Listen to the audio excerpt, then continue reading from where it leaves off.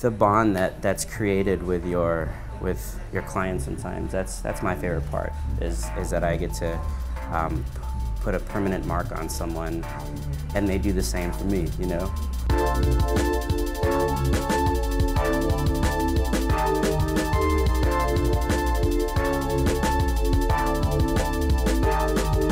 So we're at West 4 Tattoos. Hey.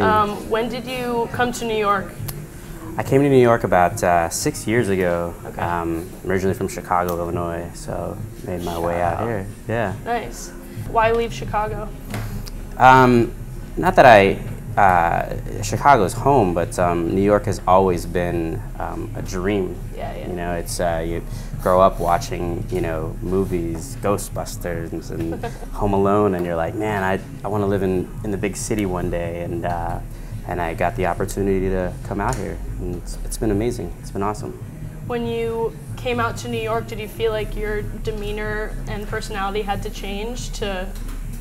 Yeah, New Yorkers are, you know, I got out here and I was super excited, a little too excited, so I was just wilding out, and I had to learn that you know, you just have to keep it cool, keep it chill, you know, and I had to do that. So it's a hard city to live in. It can you know, eat you up, spit you out, and just make you feel like, what the fuck am I doing here? Why am I living here? You know, but once you can prove to New York City that you belong here, it gives back 100-fold. You know, absolutely. I would have never thought that I'd be where I am in my career of tattooing, where I just stay busy tattooing some of the coolest people that I never would have thought I'd be tattooing. You know? Yeah.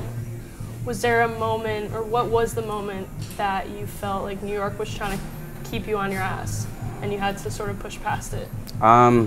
Well, I moved out here with an ex-girlfriend, and yeah, I came out here. Already, big mistake. So, you know, obviously, you know, that didn't work out, and that broke my heart, you know, and I was sitting here being like, what am I doing here?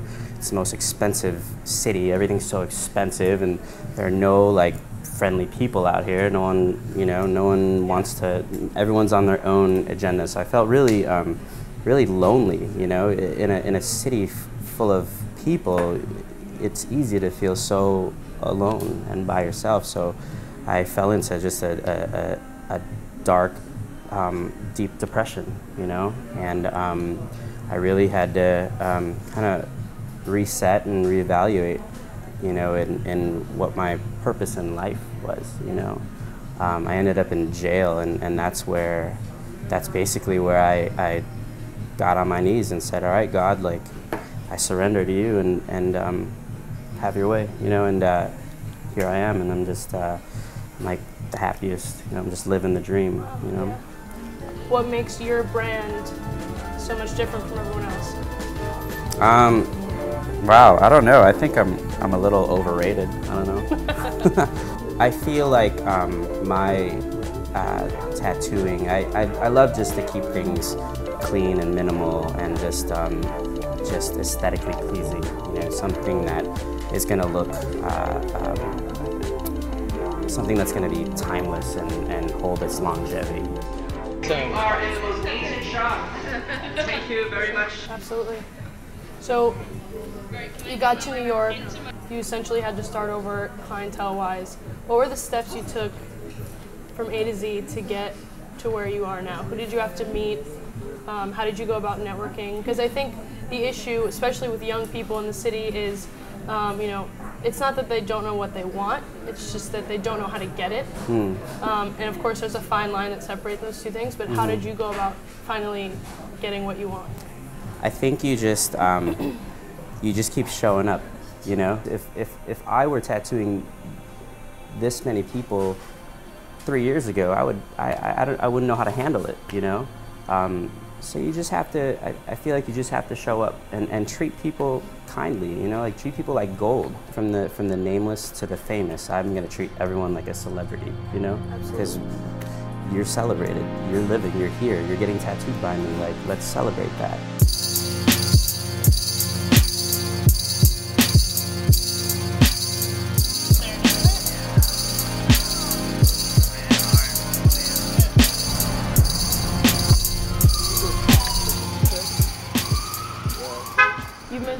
God and the church a few times. How does God factor into your lifestyle and what you're doing here? Man, God's my everything. God's I wouldn't be able to do it if it weren't for His strength. You know, it's easy to get so caught up in like the world and caught up in this and that, and you know, you're hearing all these different voices and telling you this, telling you that, and we start to believe those lies essentially. And I need some truth. I need something that's gonna keep me going, even though, you know, the world tells you that, you know, you're a failure and you know, you can't make it. How are you gonna do this and that? You know, you failed your family, you're a bad, you know, blah blah blah. You know, that's just noise. So I need something that's gonna feed me truth.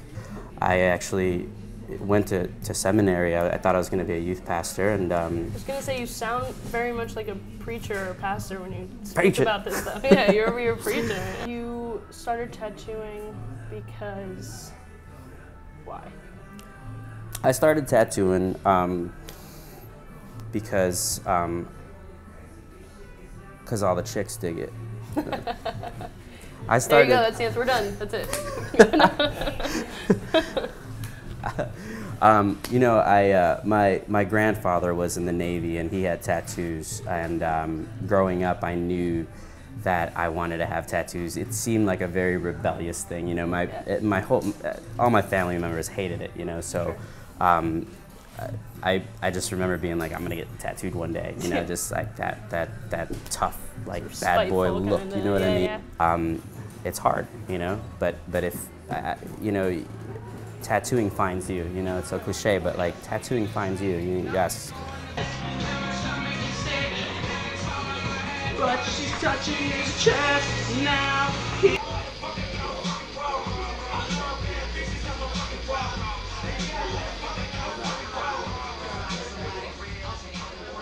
13-year-old JonBoy, little JonBoy.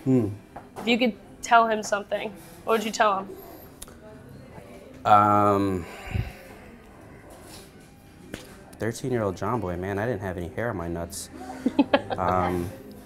Just never give up, you know what I mean? Like, yeah. Fucking, you know, there's been so many times where I wanted to give up. So many times I wanted to, you know, thought about, like, suicide and wishing that I was dead. You know, I remember just being like, I wish I was dead, I wish I was dead, I wish I was dead. You know, things just happened in my life where I was like, what the fuck, you know? Like, fucking parents getting divorced, dad being an alcoholic, being molested when I was young, you know? Like, things that just happened that I was like, why am I living, you know? And if God is loving, as people say he is, he must not love me, you know?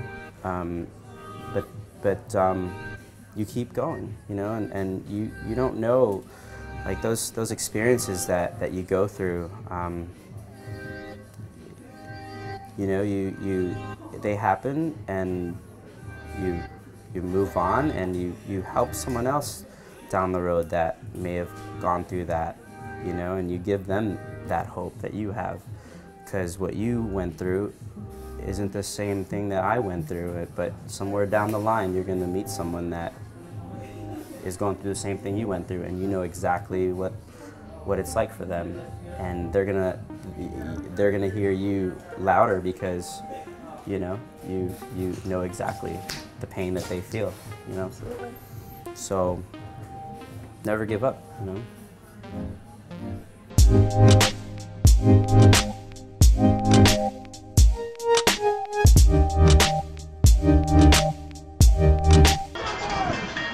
What up? We're at the Nikon Theater, hanging out for the Hot 100 Billboard Fest. So let's check it out.